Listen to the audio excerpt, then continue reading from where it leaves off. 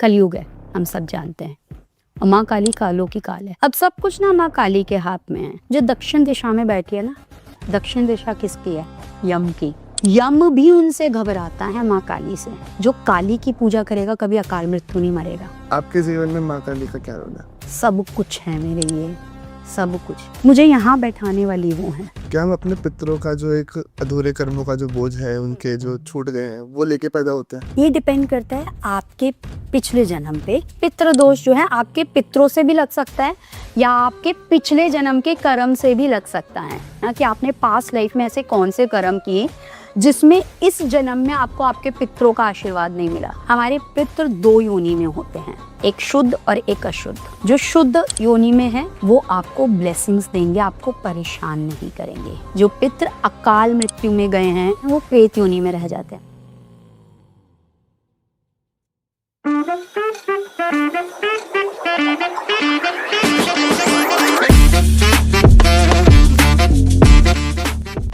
प्रियंका जी, नमस्ते।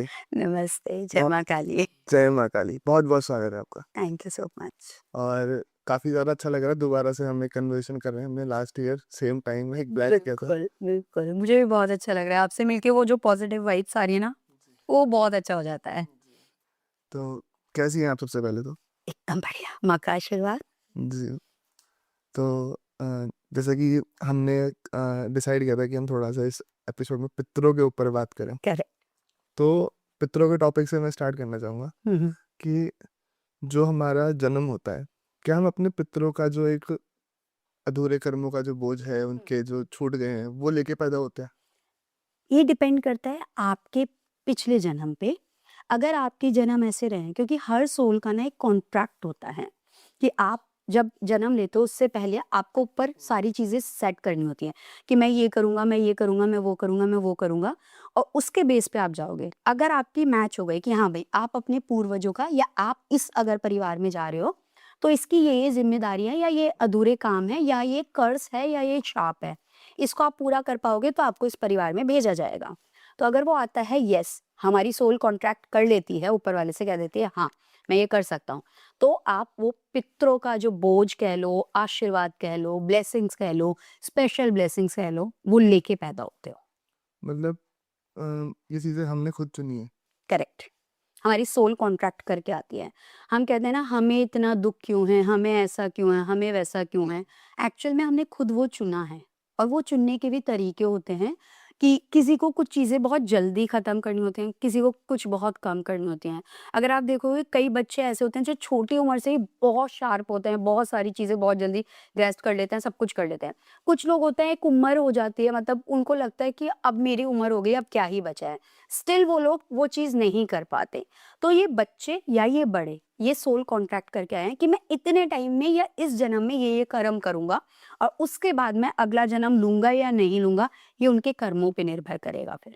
हम्म, जैसे कि जो अम, कर्म होते हैं हमारे पूर्वजों के, हम्म ऐसे कौन से कर्म हैं जो अधूरे रह जाते हैं या कहीं ना कहीं कर्ज बन जाते हैं बाद में हमारे ऊपर, जनरेशनल कर्ज बन जाते हैं?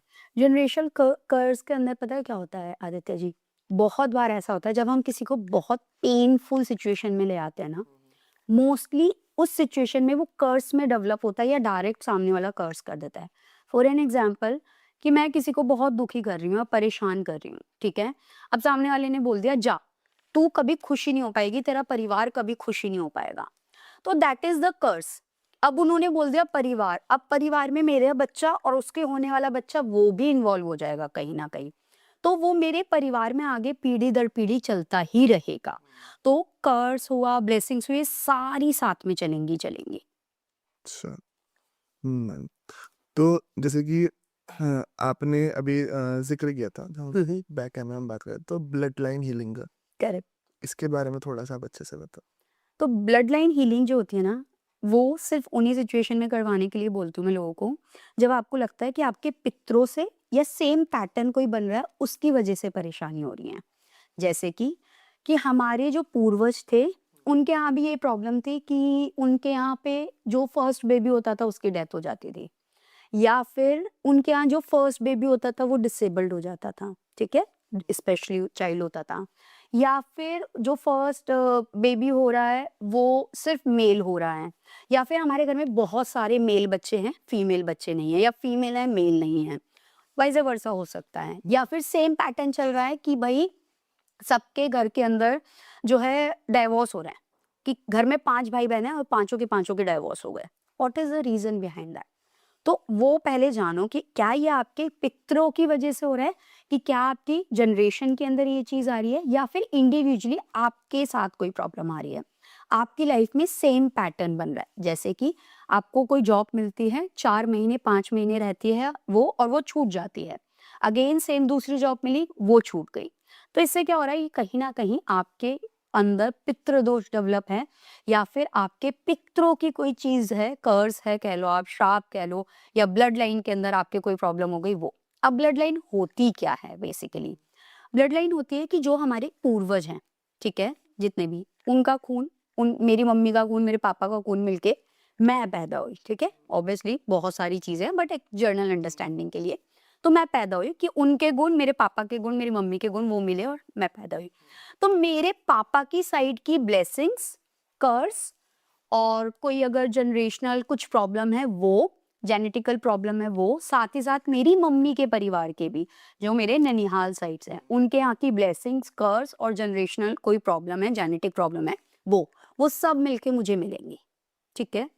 अब जब ये मुझे मिल रही हैं, तो मुझे ये देखना पड़ेगा कि मुझे ब्लेसिंग्स क्या मिली हैं, कि मेरे घर में क्या ब्लेसिंग्स थी। जैसे मेरे यहाँ पे है कि मेरे फादर और मेरे दादाजी और मेरे नाना जी ये सब माँ काली की पूजा करते आ रहे हैं, ठीक है।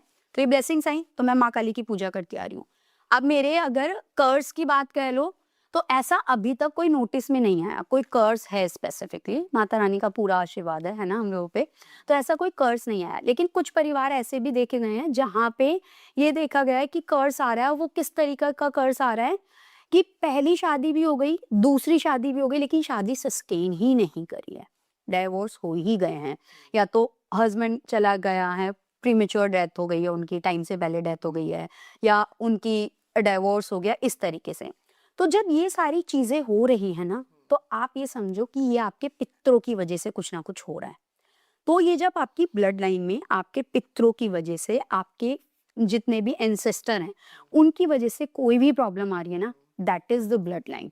अब जब हम हीलिंग की बात कर रहे हैं, मतलब कि हम आपके पितरों को बुलाते हैं, आपके पितरों को बुलाया जाएगा, उनसे पूछा जाएगा कि ये परेशानी है, क्या रहा जिसकी वजह से ये परेशानी डेवलप हुई। कई बार पितृ दोष आप देखेंगे, घर में 5 लड़के हैं या 5 लड़कियां हैं, कोई भी मान लो आप, ठीक है, उनमें से सिर्फ एक को पितृ दोष लग रहा है, बाकी 4 को नहीं लग रहा। अब कहते हैं कि मैडम ऐसा क्या है, मेरे बाकी भाई बहन तो बड़े खुश हैं लेकिन मैं खुश नहीं हूँ, है ना, होता है बहुत जगह, आपने ये देखा होगा। तो मतलब आपके ही पितृ दोष है। अब ये पितृ दोष जो है आपके पितरों से भी लग सकता है, या आपके पिछले जन्म के कर्म से भी लग सकता है। पितृ दोष आपके कर्मों का भी होता है, ये याद रखना कि आपने पास्ट लाइफ में ऐसे कौन से कर्म किए जिसमें इस जन्म में आपको आपके पितरों का आशीर्वाद नहीं मिला, बल्कि 4 भाई बहनों को मिल गया लेकिन आपको नहीं मिला। ऐसी क्या गलती करी आपने, तो उसकी करेक्शन की जाती है। तो ब्लड लाइन में आपके पितरों को बुलाया जाएगा, उनसे पूछा जाएगा कि क्या प्रॉब्लम है, इन्होंने क्या गलती करी जिसकी वजह से इनको ये भोगना पड़ रहा है, और इसका क्या सोल्यूशन या क्या रेमेडी है। That is blood line. तो कोई आप ऐसा केस बता सको हम्म ताकि एग्जाम्पल के तौर पे समझाए कैसे ये चीजें वर्क करती हैं। ठीक है। सो एक मेरी क्लाइंट, इन्होंने मेरे से ब्लड लाइन हीलिंग ली, ठीक है। ब्लड लाइन हीलिंग जब इन्होंने ली तो शुरुआत में चीज़ें ठीक चलती रही, and then all of a sudden I asked her, आपको पता है आपकी रूट्स कहाँ की हैं? कहती है हाँ मुझे पता है, हम लोग तो इंडिया से ही हैं, दिस एंड दैट। देन उनके पितर आने शुरू हुए एक एक एक एक करके। उन्होंने मुझे दिखाया कि इनकी इंडिया की रूट्स नहीं है, इनकी अफगानिस्तान की कहीं की रूट्स हैं। देन आई आस्क्ड हर कि आपकी अफगानिस्तान की कहीं के रूट्स हैं? देन शी सेड कि मैम मैं आपको टेस्ट कर रही थी एक्चुअल में। इनका क्यों मतलब?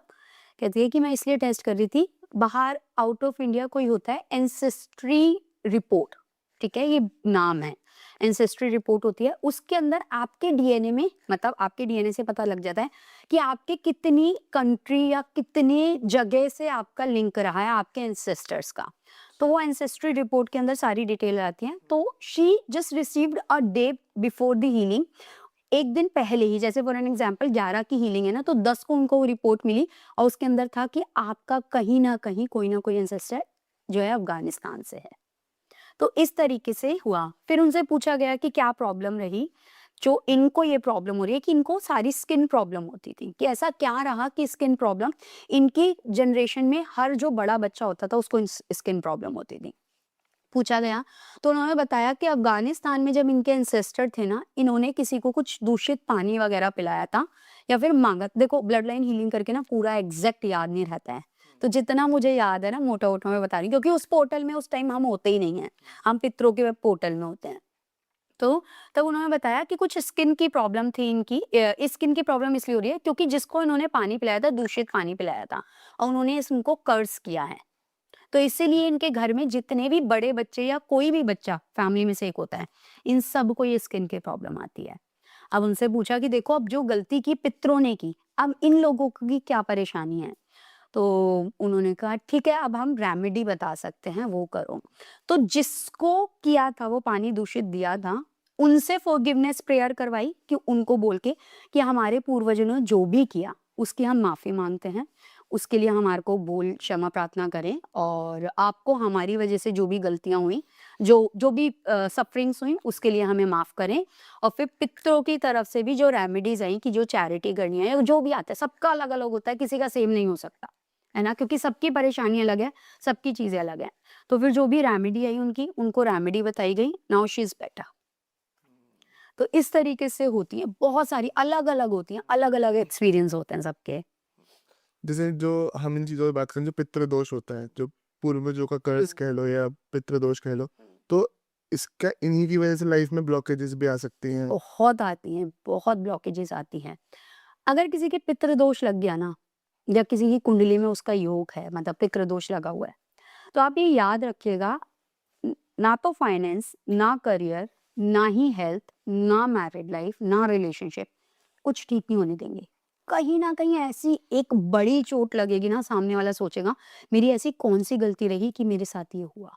अब वो चाहे रिलेशनशिप में हो सकता है, चाहे वो आपके बच्चे होने में हो सकता है, चाहे फाइनेंस में हो सकता है, किसी में भी हो सकता है ये। हम्म, जैसे कि किस तरह से मतलब जैसे एक तो आपने बताया ब्लड लाइन हीलिंग, हम्म हमें पता कैसे चले कि ये जो चीज़ें हमारे लाइफ में हो रही हैं, हम्म ये पितृदोष की वजह से हो रही हैं? अगर आपने किसी को कुंडली दिखाई, उन्होंने क्लियर बता दिया कि आपके पितृदोष है, तो वो तो वैसे ही पता लग गया कि पितृदोष है। अगर दूसरी चीज ये कि अगर सेम पैटर्न रिपीट हो रहे हैं आपकी लाइफ में, सेम ही पैटर्न रिपीट होते जा रहे हैं, जैसे कि मैंने एग्जांपल दिया ना कि डाइवोर्स ही होते जा रहे हैं सारे भाई बहनों के, या फिर एक किसी इंडिविजुअल के भी, कि किसी से रिश्ता बना, शादी होने वाली थी, रिश्ता पक्का हुआ बट वो टूट गया। फिर सेम चीज हुई कि कहीं रिश्ता पक्का हुआ फिर वो टूट गया, या फिर कहीं एंगेज। मेरे पास एक ऐसी क्लाइंट है, इनका 4 बार, 3 बार रिश्ता पक्का हुआ, चौथी बार एंगेजमेंट हुई और टूट गई। ठीक है। Now she came to me कि मैम अब मैं क्या करूं, मेरे साथ ये क्या हो रहा है, मुझे समझ में नहीं आ रहा। फिर जब उनकी टैरो कार्ड रीडिंग की तो उसके अंदर पितृदोष आ गया, उनका क्लियर पता चल गया कि ये पितृदोष है। अब जब पितृदोष का पता लगा तो मैंने कहा देखो अब पितृदोष आया है, मैं हमेशा बोलती हूँ सबसे पहले वो फॉलो करो जो आपके यहाँ पे पितरों के लिए पूजा पाठ होता है, don't go for any other thing. ठीक है। वो कहते हैं मुझे नहीं पता, हमारे यहाँ कुछ नहीं होता। फिर मैंने कहा ठीक है, फिर आपके पितरों को ही बुलाते हैं, आपके पितरों को बुला के फिर हम उनसे रेमेडी कर पूछेंगे और फिर करवाएंगे। कहते हैं ठीक है। तो उनकी कुंडली में पितृदोष डेवलप था, उसकी वजह से क्या हुआ, ये शादी रिलेशनशिप की प्रॉब्लम आ रही थी। ठीक है। फिर उनको रेमेडी बताई, रेमेडी बताने के बाद now she is happy, like engagement हो गई और उनकी फरवरी में शादी अब फाइनल। तो इस तरीके से पता लग सकता है आपको कि अगर रिपीट पैटर्न हो रहे हैं आपके इंडिविजुअल के लिए तो भी हो सकता है, अगर किसी ने आपको डायरेक्ट बता रखा है पितृदोष है तो भी हो सकता है, और तीसरा अगर फैमिली के सभी मेंबर को सेम प्रॉब्लम है। जैसे एक लड़की ने जैसे ही हीलिंग करवाई, ब्लड लाइन हीलिंग करवाई, इसने जैसे इसके हमने पोर्टल खोले तो मेरे को दिखाया कि जो फर्स्ट वाइफ थी, इन्होंने ना, इनको प्रॉब्लम हुई थी, इन्होंने कर्ज किया है और ये चलता आ रहा है। अब फर्स्ट वाइफ किसकी, दादा के फादर, मतलब पड़दादा। ठीक है। इन्होंने कर्ज किया तो दादा की 2 शादी हुई, फिर जिस लड़की ने करवाई थी उसके फादर की 2 शादी हुई। अब ये 3 भाई बहन है, इन तीनों की 2 शादी हुई। मतलब अब ये जो तीनों की 2 शादी हो चुकी हैं, अब इनमें से ये 3 में से 2 की शादी छूट चुकी है। अब ये जो एक जिसने मेरे से किया था, इसने कह दिया अब तो मैं हार मान चुकी हूँ, मैं शादी भी नहीं करूँगी। क्योंकि ऑलरेडी इतनी सफरिंग्स हो गई हैं घर में, परिवार में। तो फिर उनके लिए रेमेडी पूछी गई, क्या रहा, कहाँ रहा, फिर उससे गाइडेंस आई। हुँ। जैसे कि कुछ चीज़ें जैसे कि हम अभी बात करें कि पुरानी कुछ कर्ज़ है या कुछ है।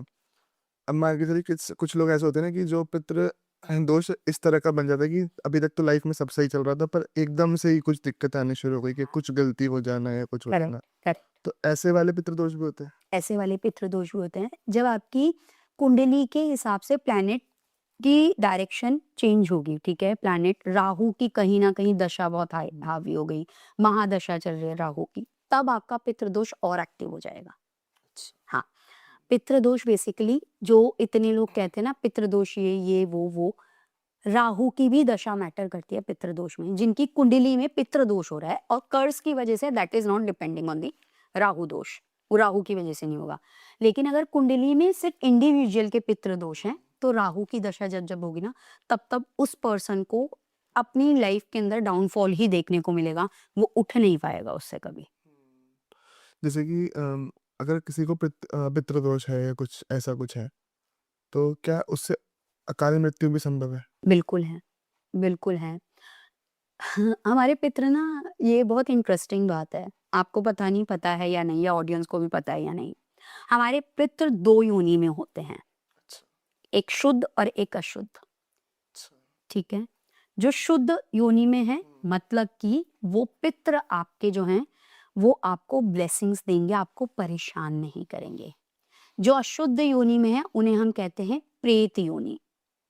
जो पितृ अकाल मृत्यु में गए हैं, समय से पहले चले गए, या फिर उनकी कोई इच्छा अधूरी रह गई, तो उससे वो क्या रहते हैं, वो प्रेत योनि में रह जाते हैं। उनकी जो सोल है, वो मोक्ष की तरफ या रिबर्थ की तरफ, इनकार्नेशन की तरफ नहीं जा पाती, वो अटकी रह जाती है, उनकी आखिरी इच्छा।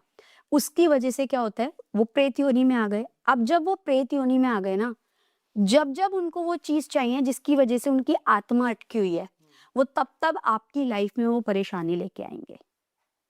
तो इसलिए कई बार ऐसा होता है, लोग कहते हैं हमें परेशानी तो बहुत आती है, हमारे काम बनते नहीं हैं, लेकिन कभी कुछ ऐसा होता है, किसी की ऐसी ब्लेसिंग्स आती है कि काम बनते बनते बन ही जाते हैं आखिर में।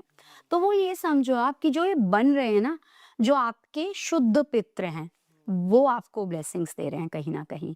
लेकिन ये भी याद रखो कि जो अटक रहे हैं, तो वो प्रेत योनि वाले पितृ भी हो सकते हैं आपके, जो आपको परेशान कर रहे हैं। तो इसलिए आपको इनका भी निवारण, इनको भी मोक्ष के लिए भेजना पड़ेगा।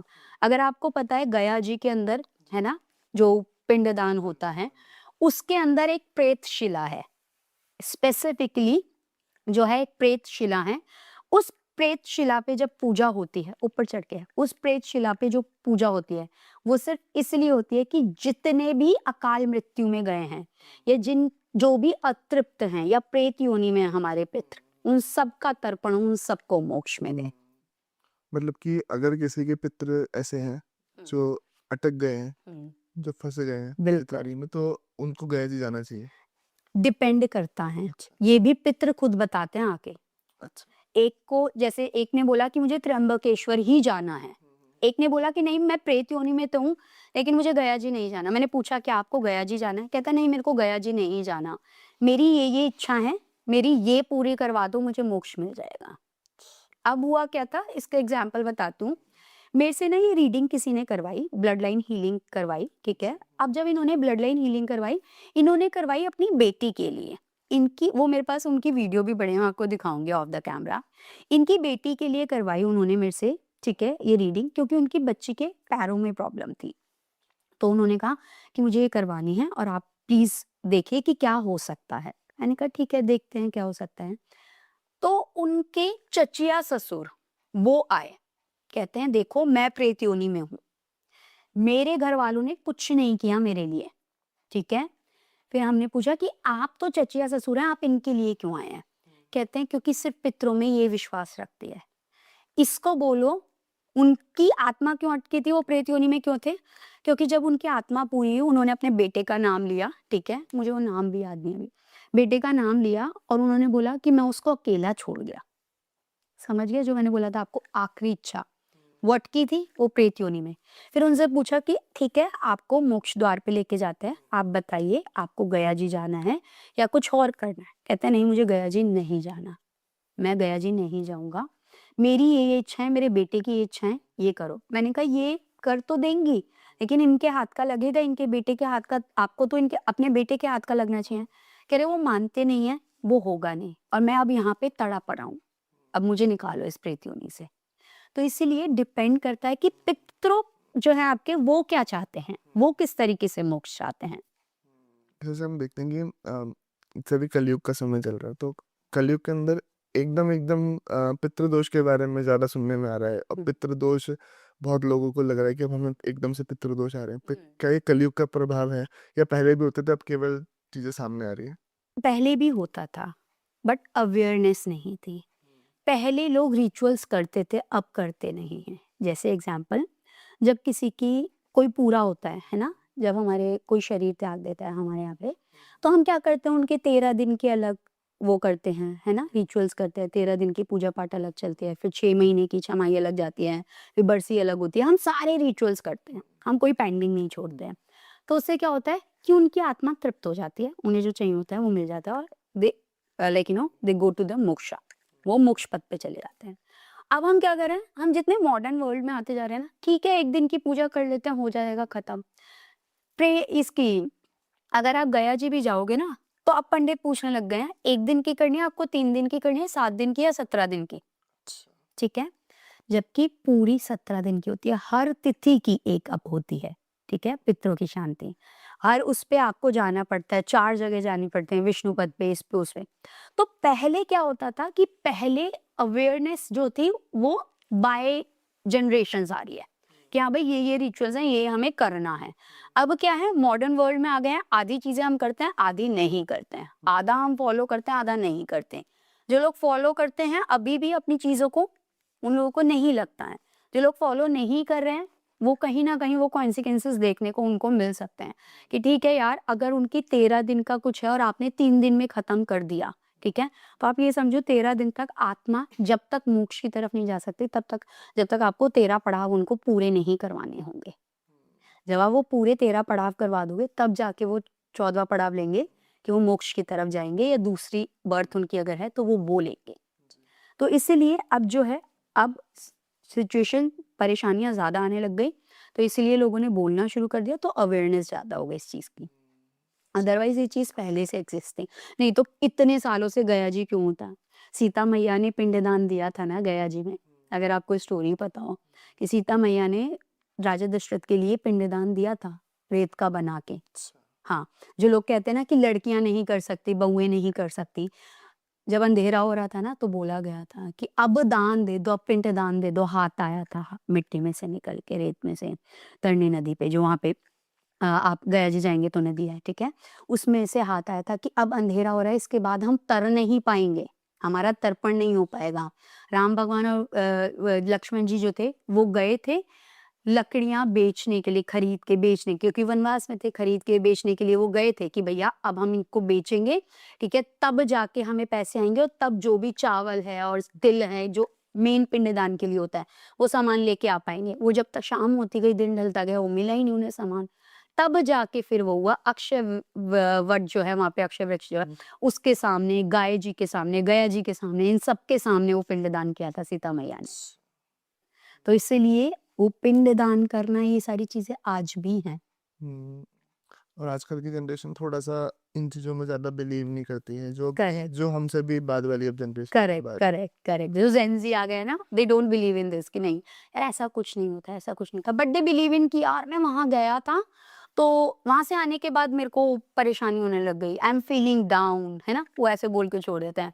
But why you are feeling down? Understand the logic behind that कि या तो आपने किसी की इतनी एनर्जी ऑब्जर्व कर लिया अपनी बॉडी पे, अपने ऑरा पे कि आपको वो फीलिंग डाउन होने लग रहे हो, या फिर आप उस चीज़ को समझ नहीं पा रहे हो। फिर लेटर ऑन दे अंडरस्टैंड कि हाँ भाई ये भी हो सकता है। और काफ़ी सारे जो हमारा यूथ है वो ये भी क्लेम करता है ना, मतलब क्लेम कह लो या कुछ भी कह सकते हैं कि ज़बान लड़ाते हो कि यहाँ पे ही करते हैं हमारे यहाँ ही, हाँ। फॉरेन में तो करते नहीं, और जबकि फॉरेन में और ज़्यादा करते हैं। फॉरेन में और ज़्यादा करते हैं, प्रॉपर रिचुअल्स फॉरेन में भी होते हैं। हर साल जो डेथ डे होता है वहाँ पे जाके प्रॉपर फ्लावर्स रखना, उनके जो भी पसंद की, बाहर तो ड्रिंक्स भी चलते हैं, जो भी पसंद की चीज़ होती हैं वो रखी जाती है। सब कुछ होता है, वो हर साल करते हैं। हम लोग तो एक बार कर दिया 13 दिन में ख़त्म, है ना? वो लोग वो नहीं समझ रहे। तरीके अलग हो सकते हैं लेकिन चीज़ें वही हैं। सारी चीज़ें वही हैं। सिर्फ़ तरीके, मेथड, रिचुअल्स जो हैं वो अलग हो सकते हैं।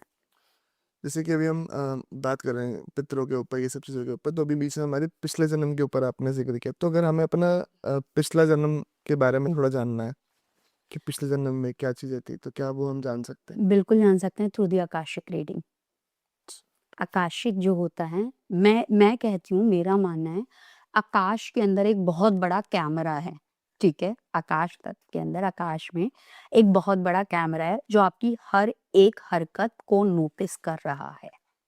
आपने क्या किया, कब किया, इस जन्म में क्या किया, पिछले जन्म में क्या किया, आगे क्या करोगे उनको वो भी पता होगा कहीं न कहीं। तो वो सारी चीज़ें नोट होती हैं। जब आप अपने आकाशिक पोर्टल खोलते हो, आकाशिक पोर्टल में आपको अपने पिछले जन्म के कर्म, पिछले जन्म से जुड़ी हुई चीज़ें, इस जन्म की चीज़ें, इस जन्म में पास्ट टाइम में क्या गलतियाँ की हैं, क्या चीज़ें की हैं, वो सब पता लगता है। हुँ। तो जैसे कि जो ये चीज़ें मतलब हम मतलब आकाशिक रीडिंग जो होती है, वो किस तरह से आप मतलब करते हो? कैसे चीज़ों को आप समझ पाते हो कि हाँ, इसका पास्ट क्या है, क्या है? जैसे आपने फॉर एग्ज़ाम्पल पहले पाथवे प्रेयर होती हैं, जिसके नाम से भी होती हैं, उसमें हमें सामने वाले की परमिशन की ज़रूरत होती है। नाउअडेज़ इट्स वेरी कॉमन, कोई भी आजकल किसी की निंदा नहीं कर रही हूँ बट बोल रही हूँ कि कोई भी आजकल आकाशिक रीडर आ जाता है, बोल देता है हमने सुशांत सिंह राजपूत के रिकॉर्ड्स खोल लिए, हमने शेफाली के रिकॉर्ड्स खोल लिए, हम एक तो मैं देख रही थी यूट्यूब पे, कहती हमने हनुमान जी के रिकॉर्ड्स खोल लिए, मतलब रिकॉर्ड्स ओपन कर लिया आकाशिक के। बिना परमिशन के आप किसी का आकाशिक ओपन ही नहीं कर सकते। आपने कैसे सुशांत सिंह के रिकॉर्ड्स ओपन कर लिए, कैसे आपने शेफाली के रिकॉर्ड्स ओपन कर लिए, या कैसे किसी के भी रिकॉर्ड्स ओपन कर लिए, अनटिल अनलेस वो पब्लिक प्रॉपर्टी नहीं है। वो लोग पब्लिक प्रॉपर्टी नहीं है ना, किसी का बच्चा है, कुछ है, थे ना जब थे पूरे। तो आपको सबसे पहले परमिशन लेनी पड़ती है किसी के भी records open, otherwise records open ही नहीं होंगे। फिर तो आप हवा में तीर मारे जा रहे हो, ठीक है? तो आँखें बंद करके बस बोले जा रहे हो जो आपको समझ में आ रहा है, एक्चुअल में कुछ भी नहीं हो वो रहा। थोड़ा व्यूज़ के लिए आजकल। हाँ, व्यूज़ के लिए लोग कर देते हैं, ठीक है? और एक्चुअल में क्या होगा कि आपकी परमिशन मैं पहले लूँगी, फिर मैं पूरी पाथवे प्रेयर जो है, जो प्रोसेस है, जो प्रार्थना है हमारी, हम वो पढ़ेंगे। वो प्रार्थना पढ़ने के बाद जो है आपके जो भी सवाल होंगे आप बताएँगे। उसमें आपके ना सबसे मज़े की बात ये है, कोई भी आ सकता है, मास्टर, टीचर, लव्ड वन कोई भी आ सकता है। जैसे ब्लड लाइन के अंदर सिर्फ़ आपके पितृ ही आएँगे, ठीक है? और इसके अंदर ये तीनों में से कोई भी आ सकता है, मास्टर, टीचर और लव्ड वन। मास्टर कौन होते हैं? हर किसी से जुड़ा हुआ एक वो मास्टर जो उसकी हर चीज़ें नोट कर रहा है। काइंड ऑफ लाइक आपका एक कैमरा साथ में चल रहा है जो आपकी हर हरकतें मैनेज कर रहा है। तो ये मास्टर्स होते हैं हमारे, हर किसी के साथ। चित्रगुप्त है ना, हाँ जी। वो है आर्कएंजल मेट्रोट्रॉन है, ठीक है? अगर आप वेस्टर्न उसमें लोगे मैथोलॉजी में, तो चित्रगुप्त के पास क्या है? सबका लेखा-जोखा है। यमराज जो हैं हमारे, प्लूटो जो हैं, वो हमारे वो रखते हैं मृत्यु का। मृत्यु के बाद चित्रगुप्त के पास सारी डेटा होती है। अब चित्रगुप्त अकेले तो सबका नहीं कर सकते हैं, तो चित्रगुप्त क्या करते हैं, उनके नीचे बहुत सारे लोग हैं। तो ये हैं मास्टर्स। हर किसी के लिए एक असेंडेड मास्टर हैं, जो लिखते हैं आपका करा हुआ। अब हम जब आकाशिक रिकॉर्ड्स ओपन करते हैं ना, उनके मास्टर्स आएँगे, आपके मास्टर्स आएँगे और आपके मास्टर आके बताएँगे कि आपने क्या किया, कैसे किया, क्यों किया। और जब आपके सवाल का जवाब मिलेगा, तो वो उसकी रेमेडी भी बताएँगे। डिपेंड करता है अगर उसकी रेमेडी है तो। अब मैं क्या करती हूँ, सामने वाले को बिलीव हो, ट्रस्ट हो। मैं ना मास्टर से क्या कहती हूँ या फिर पितरों से भी, कि आप ऐसी कोई चीज़ बता जाओ जो सामने वाले को पता हो सिर्फ और किसी को ना हो, ठीक है? कई लोग आते हैं, कई लोग टेस्ट करते हैं जैसे कि मेरे पितर आए हैं तो बता दो थोड़ा-सा कुछ जो हमें यकीन हो जाए। तो जैसे किसी की मदर आई, तो वो आके दिखा देती हैं कि जब उनकी लास्ट उन्होंने आखिरी साँस ली, तब उन्होंने येलो कलर का ब्लाउज़ पहना है। या फिर उनकी जो नानी थी, उनको सिर्फ़ ऑरेंज कलर की फैंटा पसंद थी। मतलब जो फैंटा होती है ऑरेंज वाली, वो कोल्ड ड्रिंक दिखा दी कि वो सिर्फ पसंद थी। ऐसे ही आकाशिक में मास्टर्स आके बता देंगे कि इनके पैर पे ये निशान है, या इनके ये जब इन्होंने जन्म लिया था यहाँ पे एक कट का निशान था।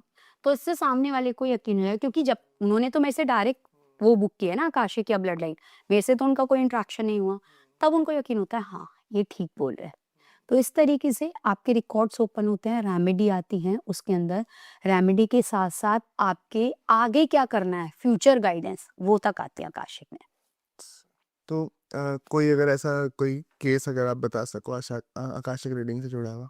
ओके, बहुत सारे हैं, है ना? दिन में 2 ही सेशन होते हैं, उसमें एक ब्लड लाइन होती है, एक आकाशिक होता है, या फिर दोनों ब्लड लाइन होती हैं या दोनों आकाशिक होते हैं, डिपेंड करता है कि किस तरीके से बुकिंग है। तो बहुत सारे केस हैं, उनमें से जो मेरे को अभी तक एक बहुत ब्यूटीफुल केस याद रहा है, दैट इज़ लाइक एक क्लाइंट ने जिन्होंने रीडिंग बुक की थी, एंड शी सेड कि मेरे को नेगेटिव फील हो रहा है, क्यों हो रहा है मुझे समझ नहीं आ रहा, ठीक है? जब उनके आकाशिक ओपन किए गए तो ये देखा गया कि वो किसी हॉस्पिटल में एडमिट थी थोड़े टाइम पहले। तो मैंने पूछा क्या आप हॉस्पिटल में एडमिट थी? कह रही यस, मैं हॉस्पिटल में एडमिट थी, ठीक है। उसका बेड नंबर पूछा, मास्टर्स ने दिखाया बेड नंबर 18, अभी भी याद है मुझे, ठीक है। बेड नंबर 18 था, तो मैंने कहा आपका बेड नंबर 18 था? कहती हैं यस। सो देन उनसे पूछा कि मैंने मास्टर से पूछा कि इनको ये नेगेटिव क्यों फील हो रहा है? नेगेटिव में क्या? She feel like somebody is forcing her for something, some sexual things, ठीक है।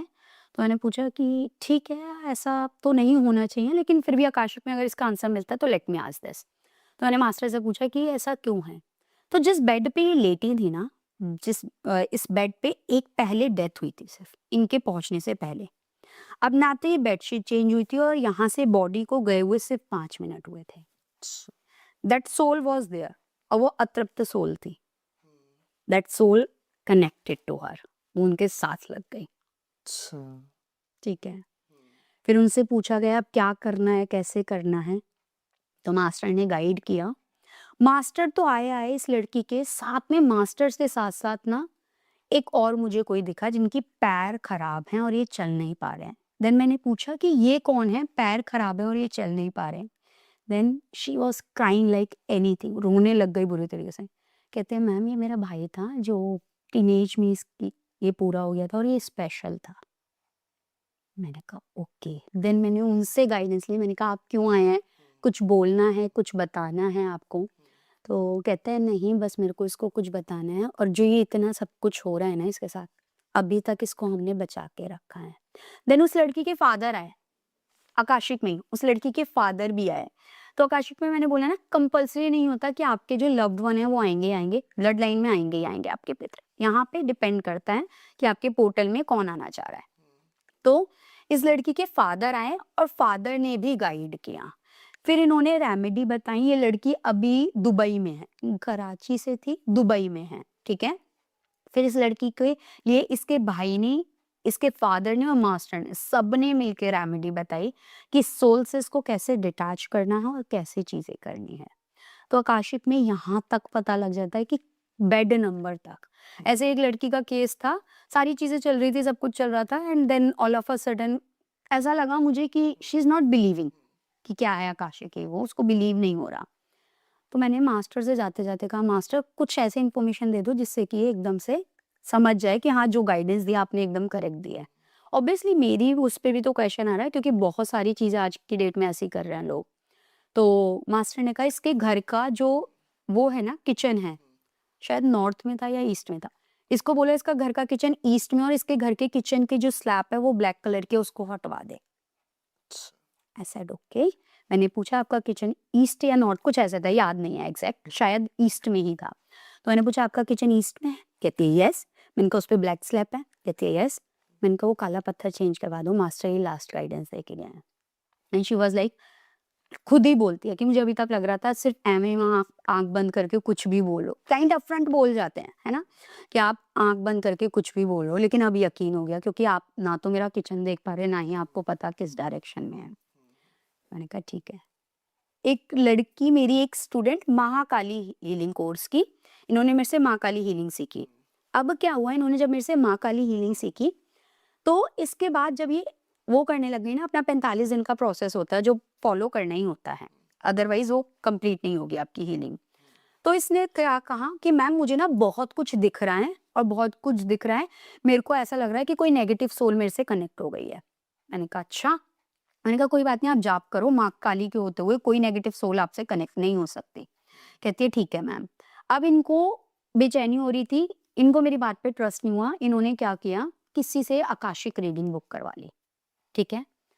अब उन्होंने इसको बोला, मेरी इस स्टूडेंट को, कि ये जो आकाशिक मैंने खोले हैं ना, इसमें मैंने देखा है जो आपका ये घर का प्लॉट है ना, इसकी जो बीच की बाउंड्री है, इस पे कहीं कोई ब्लैक मैजिक हो रखा है और आपने इस पे पैर रख दिया है। ठीक है। मैंने कहा ओके ठीक है, जो भी वो कह रही हैं कोई बात नहीं, देखते हैं। फिर मैं माँ के आगे बैठी, गाइडेंस ली, मैंने कहा आप एक वीडियो कॉल बुक करो, देखते हैं क्या है। माँ के सामने बैठी, मैंने पूछा माँ क्या है दिखाओ, वीडियो कॉल बुक करी। कहती है मैम मेरे को ना बड़ा अजीब सा हो रहा है। मैंने कहा ठीक है। थे कौन, उनके घर के ऊत महाराज। ऊत पता है आपको, जो कम उम्र में पूरे हो जाते हैं वो पितृ नहीं कहलाते, वो ऊत कहलाते हैं, ऊत महाराज। उनके घर के ऊत थे। ठीक है। वो परेशान कर रहे थे क्योंकि वो कम उम्र में चले गए, उनको जो चाहिए वो उनको मिला नहीं, तो वो परेशान कर रहे थे। अब माँ काली ने क्या किया कि उसको गाइडेंस देने के लिए कि तुम्हें पितरों का करना है सारी चीज, तो माँ काली उसे गाइड कर रही थी, बट वो डिकोड नहीं कर पा रही थी उस चीज को। उसको लग रहा था कोई नेगेटिव एनर्जी है, कुछ और है। ठीक है।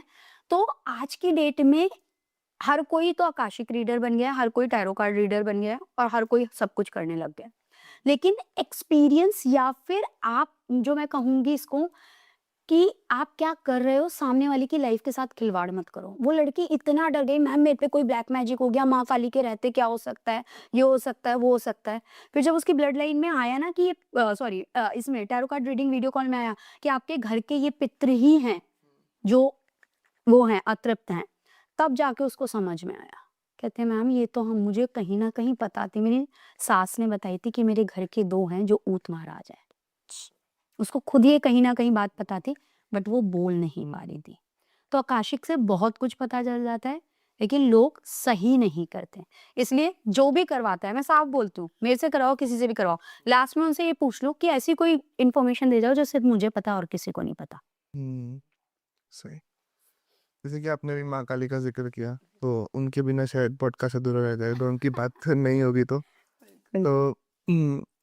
अब माँ काली की उपासना आप करती हैं, और वो तो काल को चलाने वाली है ना, बिल्कुल।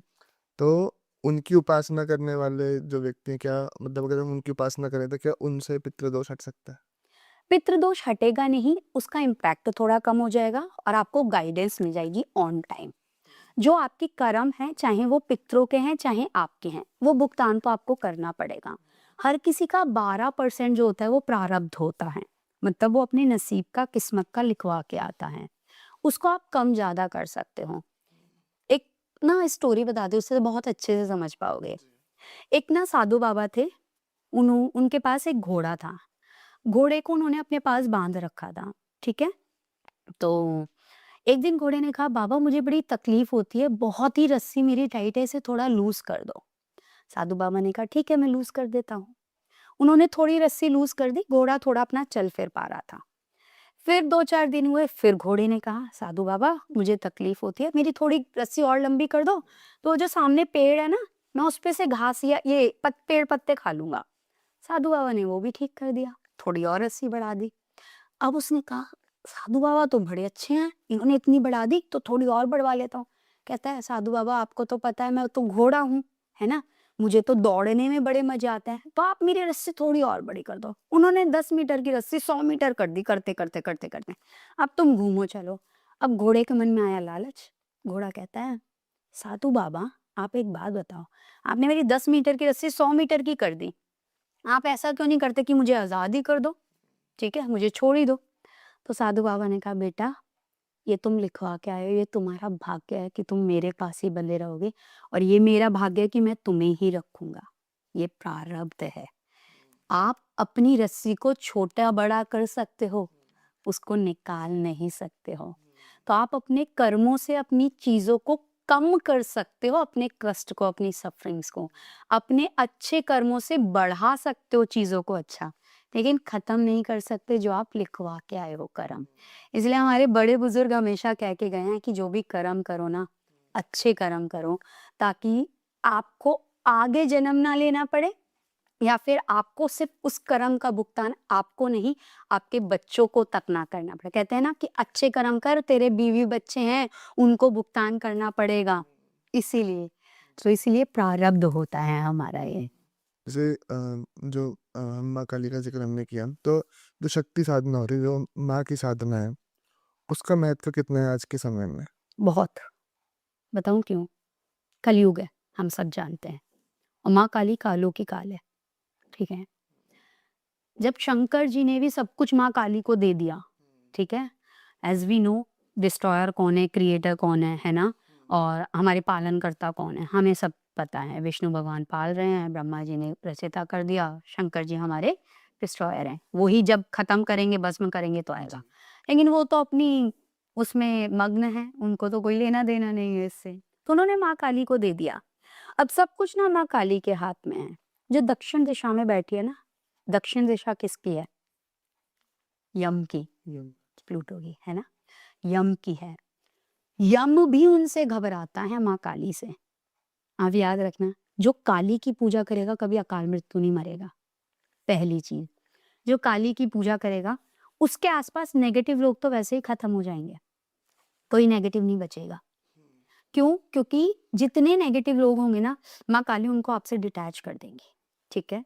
तो जब आप शक्ति पूजा करते हो ना, जब आप देवी की पूजा करते हो, माँ काली की पूजा करते हो, एक तो आपको सही गाइडेंस मिलनी शुरू हो जाती है, आप एक फ़ोकस्ड हो जाते हो, आप ना इधर-उधर नहीं घूमते हो, अच्छा अभी शंकर जी का नाम ले लेता हूँ, अभी हनुमान जी का नाम ले लेता हूँ, अब राधे कृष्ण जप लेता हूँ, नहीं।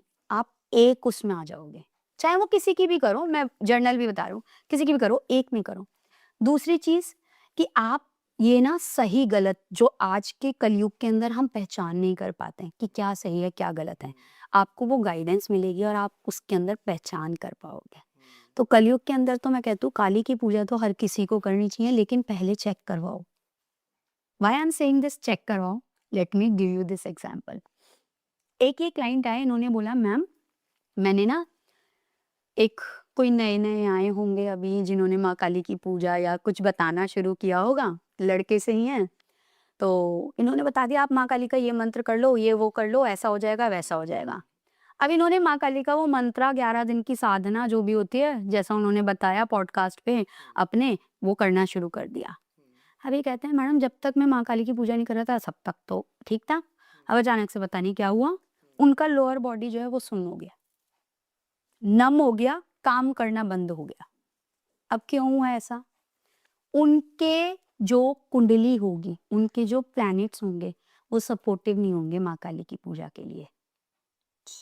इसीलिए कहते हैं शिव, काली, शनि इनकी पूजा करने से पहले चेक करो। कई बार होता है ना, फॉर एग्जाम्पल कि शनि आपका भारी है, नीलम पहन लो, ठीक है?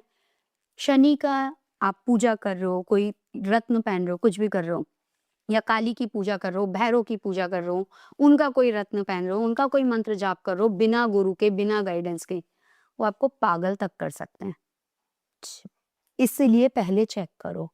तो उन्होंने कहा कि मैम ये मेरा तो पूरा हिस्सा जो है तब से हो गया। चेक किया टैरो उनका, मैंने टैरो कार्ड रीडिंग किया, उनके लिए आई ही नहीं काली, कि उनको काली की पूजा करनी है, उनको तो हनुमान जी की पूजा करनी है। अब कैसे आप काली की पूजा कर सकते हो? वो कहाँ है? उनकी शक्ति हनुमान जी की क्या है और माँ काली की क्या है? माँ काली जड़ से मिटाने वाली है, हनुमान जी तो हमारे भंडारी, उनको पता ही नहीं है। वो तो भूल ही जाता है, उनको तो अपनी सिद्धियाँ भी याद नहीं है, कुछ याद नहीं है। उनको वो रूप पूजा करनी है, शांत रूप हनुमान जी का भी। अब हनुमान जी में भी कितने रूप हैं, आप कौन से रूप की पूजा कर रहे हो? उनको फिर गाइडेंस आई कि आप ये बंद कीजिए, आप नहीं कर सकते हो, और फिर 11 दिन में फ़र्क बता देना। फिर कुछ रेमेडी बताई, कुछ उपाय बताए, कुछ हीलिंग बताई, हीलिंग की, रेमेडी की, तब जाके उनकी बॉडी थोड़ी-सी वर्क करनी शुरू की। ऐसे ही एक लड़की, उसका 4 साल पहले कोई केस हुआ होगा, ऐसे ही पॉडकास्ट पे देख के माँ काली का नाम मंत्र जाप शुरू कर दिया। 4 साल पहले कोई केस हुआ है, हस्बैंड ने 4 साल बाद वो बात उठानी शुरू कर दी। लाइफ में सब चीज़ें डिस्ट्रॉय होनी शुरू हो गई। क्यों भई? क्योंकि अभी आपको वो सपोर्ट में नहीं है। इसीलिए मैं हर पॉडकास्ट में बोलती हूँ, जो माँ काली की बात करता है पहले पूछ लो, गुरु धारण करो, पहले पूछो कि क्या आप माँ काली की पूजा कर सकते हो या नहीं, आपके लिए सूटेबल है या नहीं। इवन मैं अपने कोर्स भी जो करवाती हूँ ना, माँ काली हीलिंग कोर्स, उसमें मैं पहले चेक करती हूँ कि आप माँ काली की पूजा कर सकते हो या नहीं, माँ काली हीलिंग कोर्स कर सकते हो या नहीं। अगर नहीं आएगा ना आदित्य मेरे पास, तो मैं ना उनको साफ मना कर दूंगी कि नहीं आप मत कीजिए, you are wasting your money if you are enrolling in this.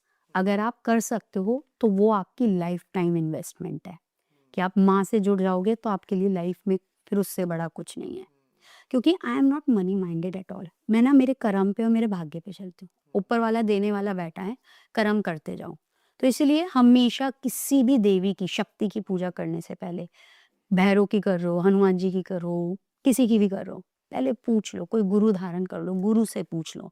कोई गुरु नहीं है, किसी एक्सपर्ट से पूछ लो, क्या मैं ये कर सकता हूँ या कर सकती हूँ। अगर वो कहते हैं हाँ, then only do it, otherwise मत करो। तो एक सवाल कि आपके जीवन में माँ काली का क्या रोल है? शी इज माई एवरीथिंग, सब कुछ है मेरे लिए, सब कुछ। मतलब मेरे लिए वो मेरी फ्रेंड है, मेरे लिए वो मेरी बेटी है, मेरे लिए वो मेरी माँ है, मेरे लिए वो मेरी बहन है, सब कुछ है, सब कुछ। अब जब बात आती है कि क्या रोल है, मुझे यहाँ बैठाने वाली वो हैं। मैं यहाँ से ऊपर बढ़ूँगी तो उनका हाथ है, नीचे जाऊँगी तो उनका हाथ है।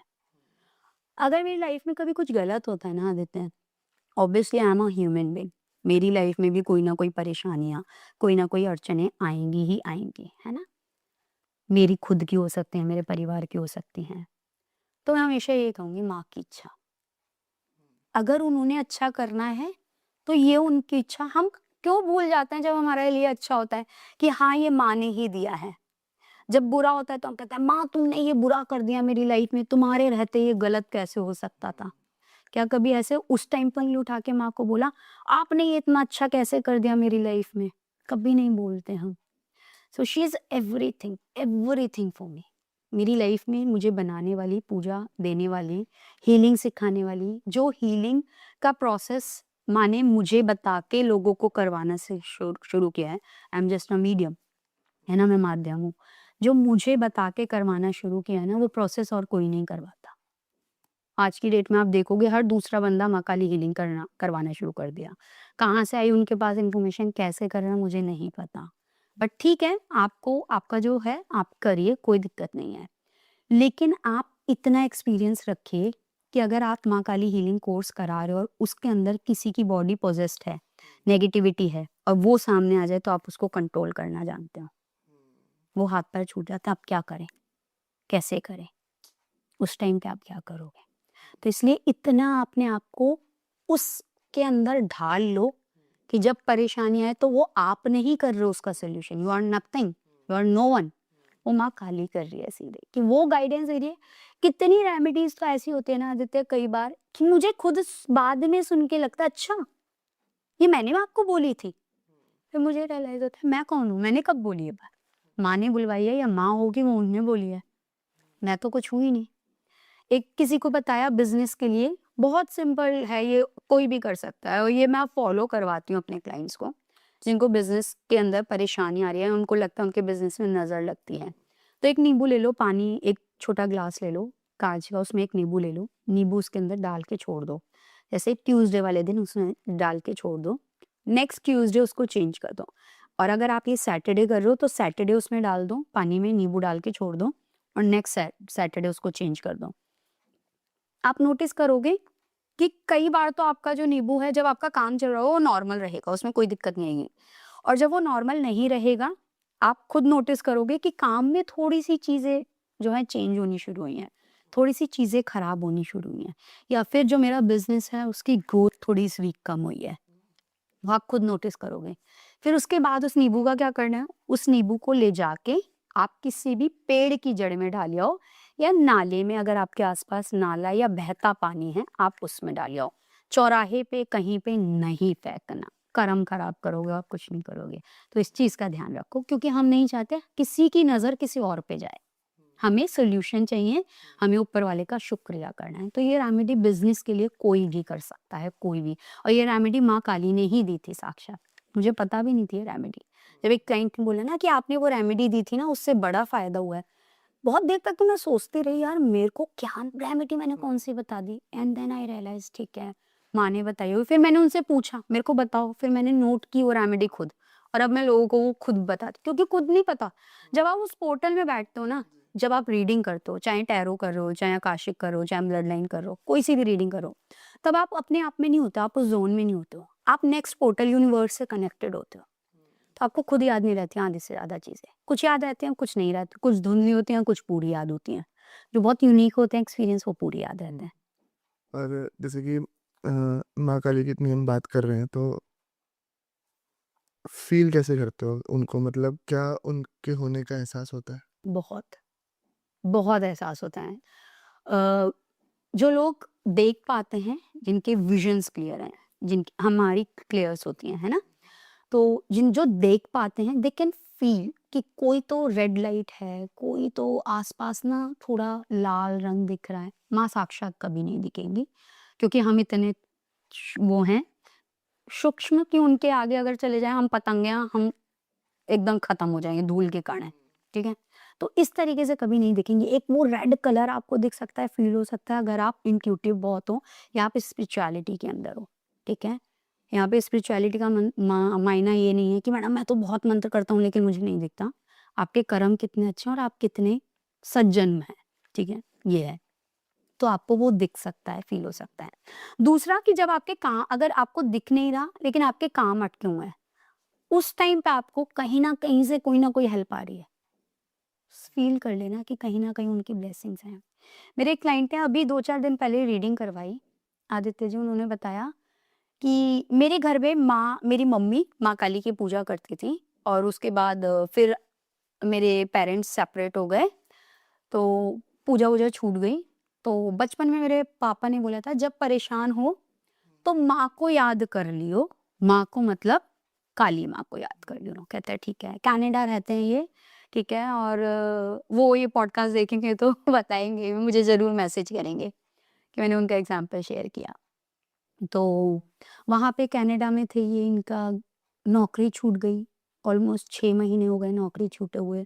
अब ये सिचुएशन आ गई, एक दिन ऐसा आ गया कि ये कह रहे कि मेरे पास जाने के लिए भी पैसे नहीं हैं, कि मैं इस जगह से अपने घर तक भी कैसे जाऊँ? मेरे पास ये भी पैसे नहीं हैं। कह रहे कि वहाँ पे बस आई, बस के अंदर चढ़ा, वहाँ पे पता नहीं क्या हुआ, उन्होंने बोला बैठो, सिट। जब मैं पैसे देने लग गया कि जो चिल्लड़ पड़ी थी बस वही था जो था, कि मैं चलाता जाऊँगा, अब मैं वापस कैसे आऊँगा अपनी डेस्टिनेशन पे? मेरे पास वो भी पैसे नहीं थे। तेरा तब माँ काली को याद किया कि माँ सँभाल लियो, बड़ी गलती हो गई, आज तेरे को याद कर रहा हूँ, अब तो सँभाल लियो आगे। कह रहे उन्होंने जाते टाइम पैसे नहीं लिए मेरे से कि जाओ ठीक है, यू ड्रॉप हियर, और हमें पता है बाहर ऐसा नहीं होता। बट ही सेड कि मेरे को उन्होंने पैसे नहीं लिए, मेरे से टिकट नहीं लिए। जब मैं वहाँ से वापस आ रहा हूँ, सेम सिचुएशन, मेरे से पैसे नहीं लिए, रात को सोया हूँ, अगले दिन सुबह सेम जॉब से जो 6 महीने पहले छूटी थी जॉब, वहाँ से कॉल आई कि तुम जॉब पे वापस आ जाओ। माँ काली में इतनी शक्ति है, इतनी पावर है। तो इस तरीके से आप उनकी प्रेज़ेंस फ़ील कर सकते हो, महसूस कर सकते हो। हम तो साक्षात देखते हैं, हीलिंग करते हैं, बात करते हैं। देखना मतलब ये नहीं कि माँ को देखना, लेकिन वो जो विज़न्स हैं उनकी, यक्षिणियाँ आती हैं, वो सारी चीज़ें, वो सब पता लगता है कि कैसे चल रहा है। तो इस तरीके से आप महसूस कर सकते हो माँ को। माँ अपनी प्रेज़ेंस कई तरीके से महसूस कराती हैं। एग्ज़ाम्पल के तौर पे मेरी बच्ची, अगर मैं हीलिंग करती हूँ जब लोगों की, तो उसमें किसी को आना अलाउड नहीं होता। But she sometime knock the door and said, बाहर से आवाज़ मार के, "आज लड्डू खिला देना, आज लड्डू खाने हैं।" एंड आई वाज़ लाइक कि शुरुआत में मेरे समझ में नहीं आता था कि ये लड्डू क्यों माँग रही है, इसको क्यों खाने हैं? तो मैं ठीक है, लड्डू, फिर भोग लगा दिया माँ को, समझ में आ गया। 1 महीने बाद हीलिंग हो रही है, तो ऑल ऑफ अ सडन कहती है मेरे से, "मम्मी, आपने जो लड्डू खिलाए थे ना बड़े टेस्टी थे, मम्मी आज जलेबी मंगा लोगी?" And she don't know about it कि आज हीलिंग है, बट वो मेरे से कह रही है कि आज जलेबी मंगा लोगी? तो कहीं ना कहीं माँ आपको बच्चे के रूप में किसी और रूप में आके गाइड करेंगी ही करेंगी, बाकायदा गाइड करती हैं, आपको गाइडेंस देती हैं। तो इस तरीके से डिफरेंट डिफरेंट हर किसी का अपना एक्सपीरियंस हो सकता है माँ को फील करने का। जी। हाँ, तो प्रियंका जी, बहुत-बहुत धन्यवाद सबसे पहले तो आज के लिए। थैंक बहुत ही मज़ा आया इस कन्वर्सेशन में। You so much. और जब आपने जो अपने एक्सपीरियंसेस शेयर करे माँ काली को लेके, तो माँ काली की जब भी बात होती है तो वैसे ही बड़ा पॉजिटिविटी है आदि। और अभी जैसे आपने जो चीज़ें बताई, तो थोड़े बहुत ये चीज़ें जान के ना बहुत अच्छा सा लगता है, क्योंकि काफ़ी सारी चीज़ों में आज के समय में लोग डार्क एनर्जीज के ऊपर ज़्यादा काम कर रहे हैं, पॉडकास्ट में भी चीज़ों को ज़्यादा वो कर रहे हैं। तो हमने थोड़ा सा चेंज किया है पिछले कुछ समय से, हम बहुत कम कर दिए हैं वैसे पॉडकास्ट। अच्छी तो बात है, हम थोड़ा सा पॉजिटिविटी को ज़्यादा प्रमोट करना चाहते क्योंकि आज की टाइम में लोग ना आधे से ज्यादा, मैं ऑनेस्ट बोल रही हूँ, 10% एक्चुअल में लोग काम कर रहे हैं, नॉट डिनाइंग द फैक्ट। 90% लोग फेकिज्म कर रहे हैं, भ्रम फैला रहे हैं, डर फैला रहे हैं। ऐसा नहीं है मेरे पास ब्लैक मैजिक के या नेगेटिविटी या बॉडी पोजीशन के केस नहीं आते, सब आते हैं, सब कुछ होता है। लेकिन हाँ, डरा के सामने वाले को कोई फायदा नहीं है। मैंने अपने स्टूडेंट का भी बोला ना कि डरना नहीं है, आपको कुछ नहीं होगा, टेंशन मत लो, माँ काली है। तो क्यों डरना, जब माँ है उन पे भरोसा रखो, सब हो जाएगा अच्छा। हैं। जी, तो बहुत-बहुत धन्यवाद। Thank you.